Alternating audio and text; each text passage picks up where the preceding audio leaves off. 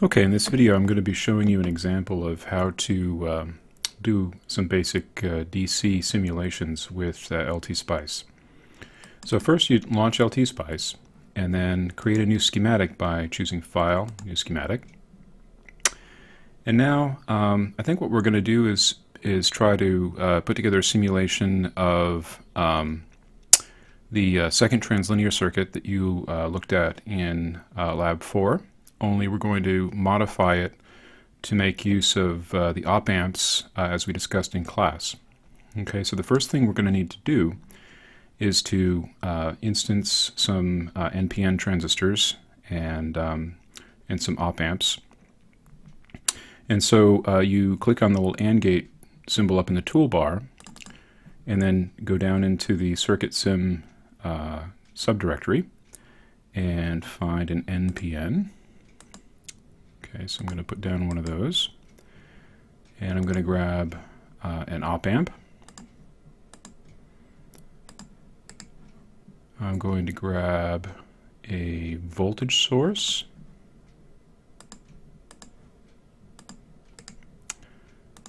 a current source, let's see, I source,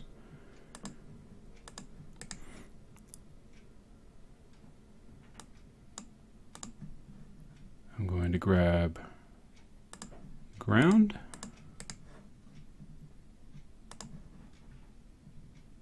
VDD, which is sort of a power supply rail, and I'm going to grab one more thing, which is going to be this thing called an ammeter, and I think I'm going to choose this one. Okay, so I'll explain what that is in a couple minutes.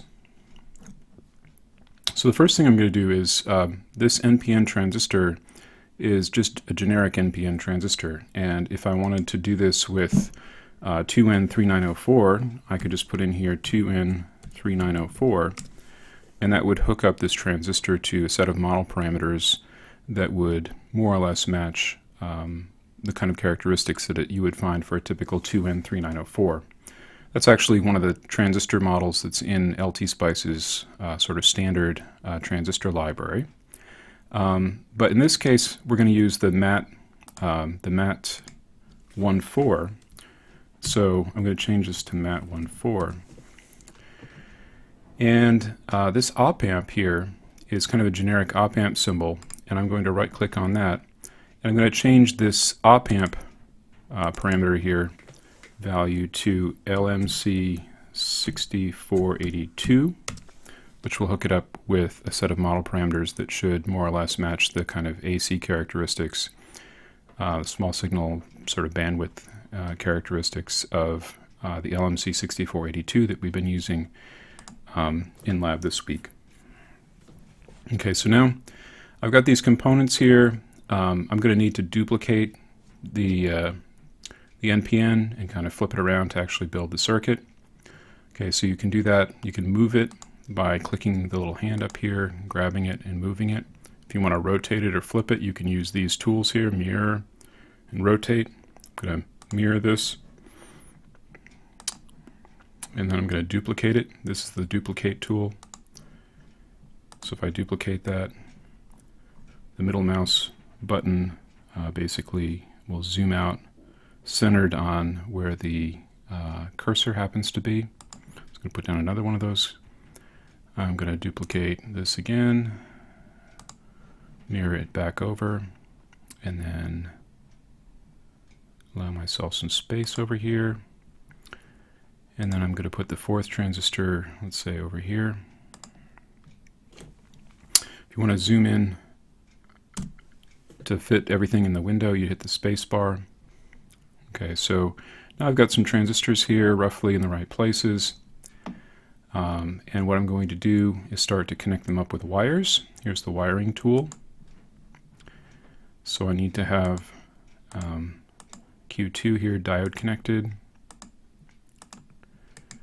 I'm going to need to have connection between the emitters of these two transistors, Q2 and Q4.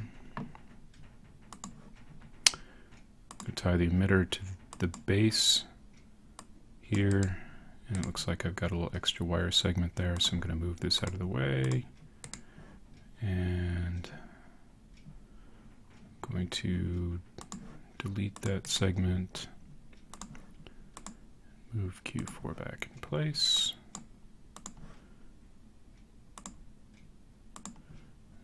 Connect the bases of these up. Okay, so now I'm going to take the opamp and I'm going to rotate it like that. And remember the way that we had this connected up in class was we had the base tied to ground.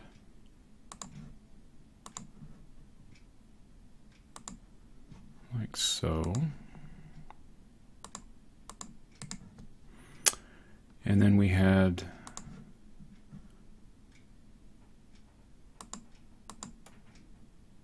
the output of the op-amp driving these two emitters down here. I want to move this down a little bit. This is the drag tool.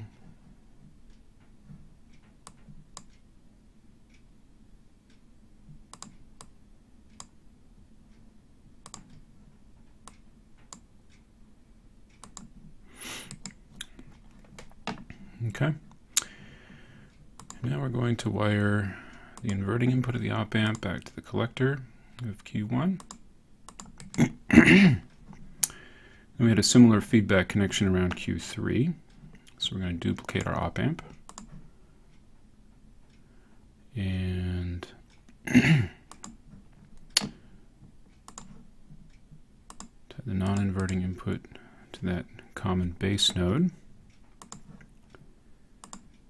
Tie the collector back around to the inverting input. And now the output of this drives the emitter of Q3 and the base of Q4. I don't really so much like the way that looks. I think I'm going to move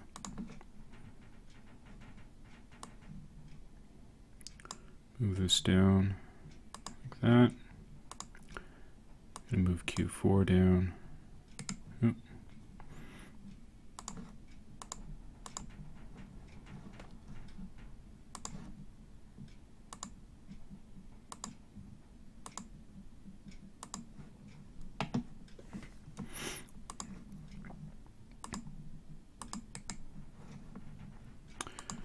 I can drag this, move that up like that.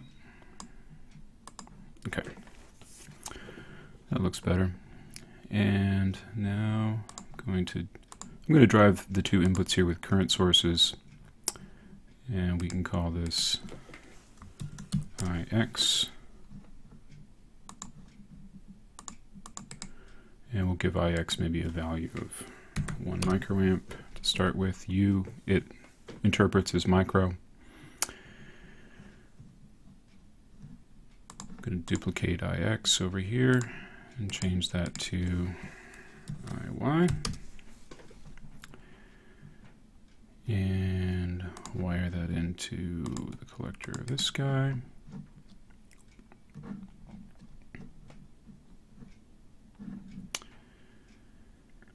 And then I'm going to move this little ammeter thing over and connect it to the collector of Q4. Now this is kind of a weird thing. Back in the original version of Spice, the only way that you could actually measure a current was to put a voltage source in series with a branch that you wanted to measure the current flowing through. And then you could basically get the current flowing through that voltage source. Well, LTspice allows you to actually probe the node of a device, but you can still put a voltage source in series with a branch and get the current through the voltage source. Well, I've made a special symbol here for a voltage source whose value is hardwired to 0 volts. And you can change the name of this voltage source to anything you like. So I'm going to change it to IZ. and you have this little nice thing in your schematic that's like the little arrow we put next to a branch to indicate a branch current anyway. And so you can actually use it to probe the current flowing in the output transistor IZ. It's sometimes convenient to put this in even if you have a place where you can actually probe the current, like at the collector or the emitter, because sometimes the terminal current, which is always positive going into the terminal, has the wrong sign than that you'd find convenient for whatever it is that you're doing. And so if you put one of these things in and you flip it around so the arrow points in the direction you care about, that will be the direction of positive current flow. So now I'm going to put this power supply rail connection up here and put a couple more of these into my circuit. And then this guy over here, I'm going to hook up as a power supply between ground and the little power supply symbol to properly bias the collector voltage of Q4. These guys don't care, of course, what voltage is on the other side. They could have been ground, but in this case I put the positive power supply up there. Okay, so I'm going to put this off to the side. You can change the name to VCC. I'm going to make VCC 5. And then I'm going to duplicate my ground symbol and my VDD symbol.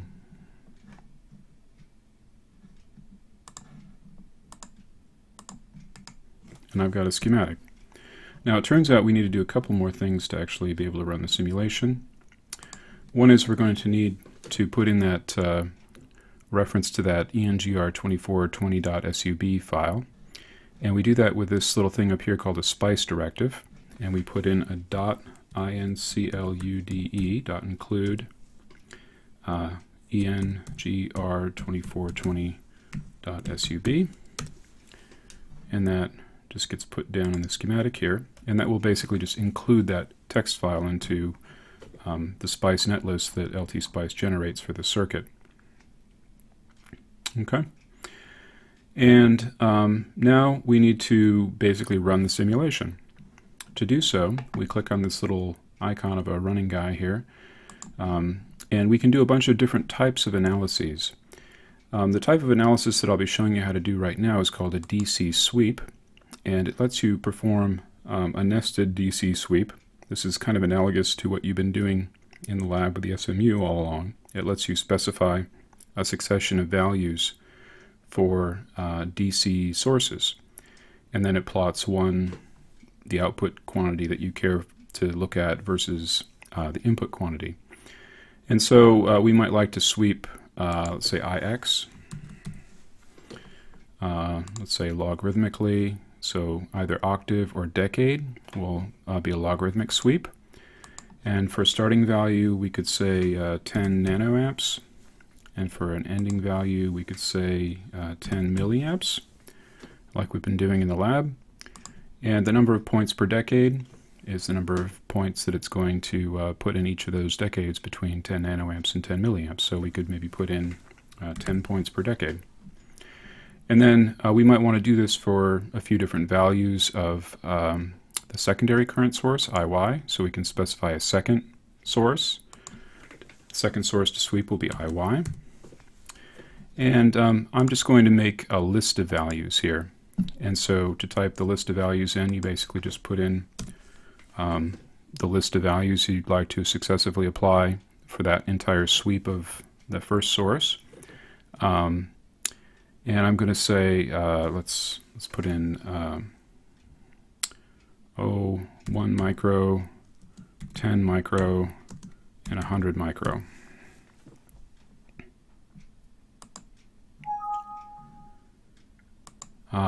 Can't find the file, and that's going to be because I haven't saved it yet, and so it doesn't know what directory to look in. So I'm going to save this schematic in my LTspice directory that I had stuck in my documents folder.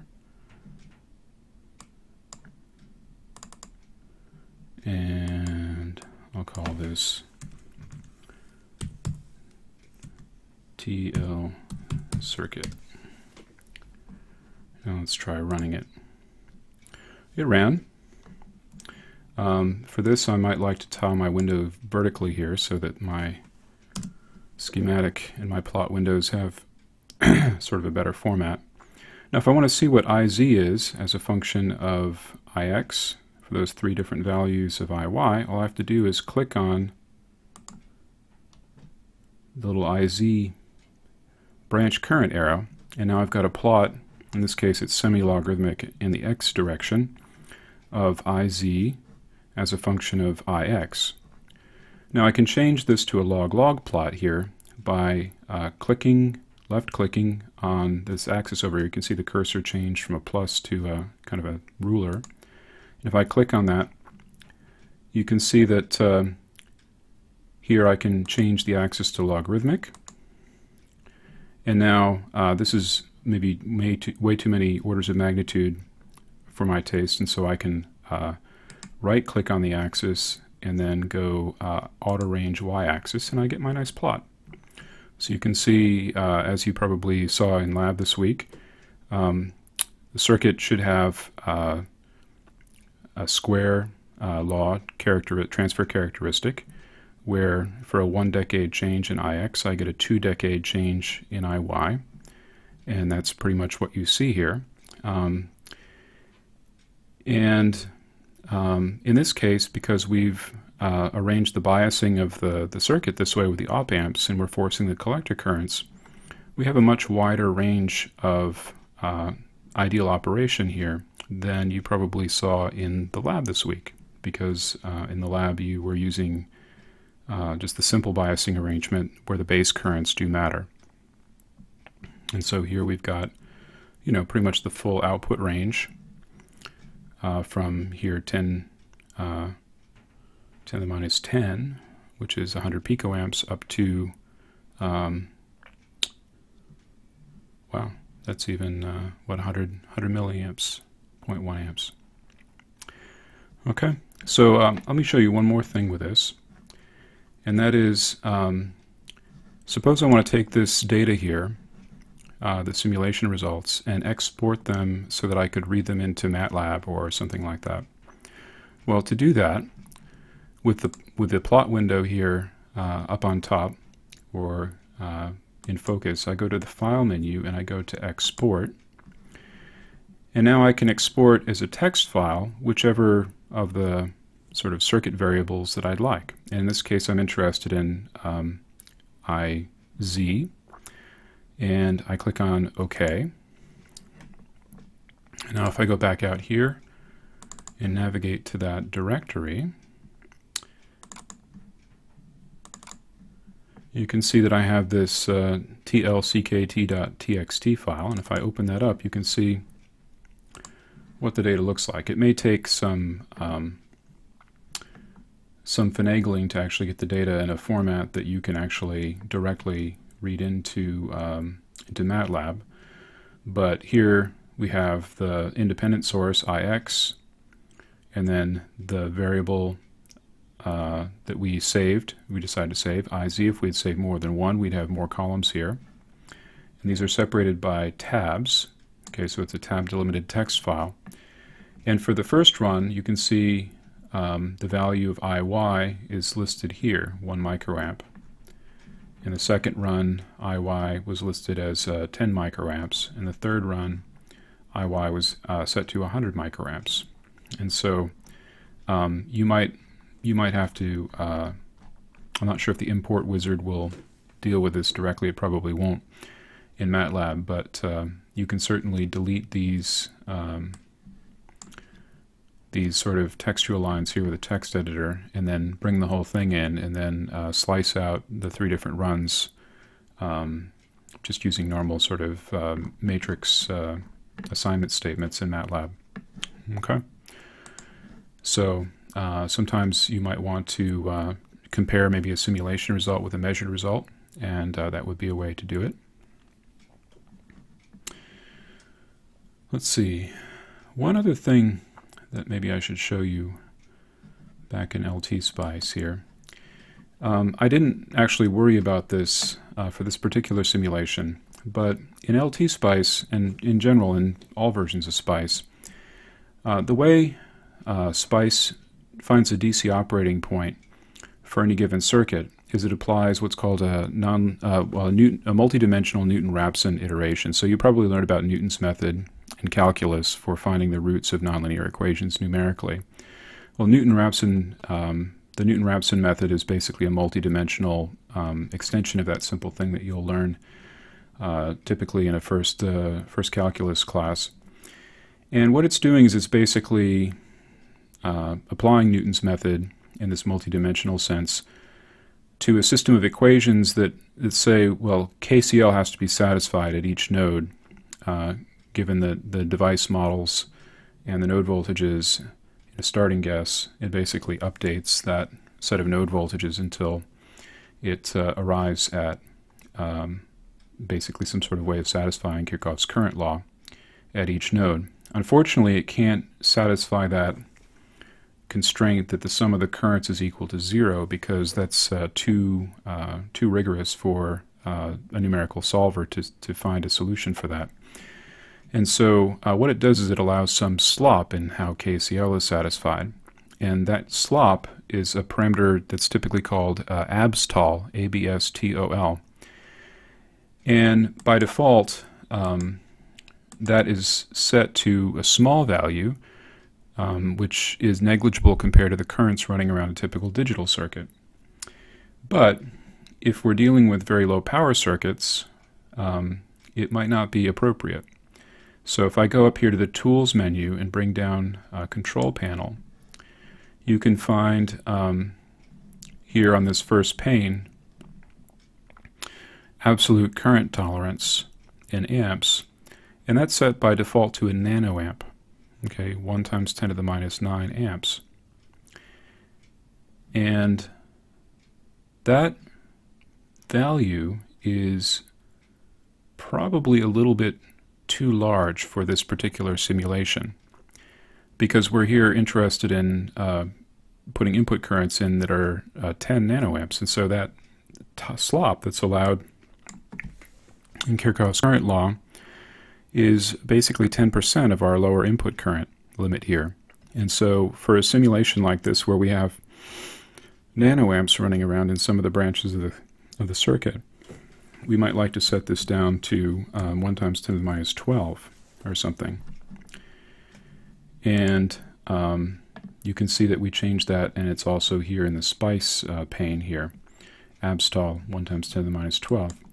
And so we could rerun the simulation, and we don't see very much different here, but in some cases you would see a pretty marked difference if that abstal parameter is not set to a value that's sufficiently below the currents that you have running around in the circuit. You might find some very unexpected results, because the solver basically doesn't bother taking any steps. It says, woohoo, I've satisfied KCL to within abstal, and I'm done, without following the gradient in the way that you do when you apply Newton's method. Anyway, so that's an example that's fairly relevant to the kind of simulation you're going to have to do on the post lab for Lab 4. Hopefully you find that helpful.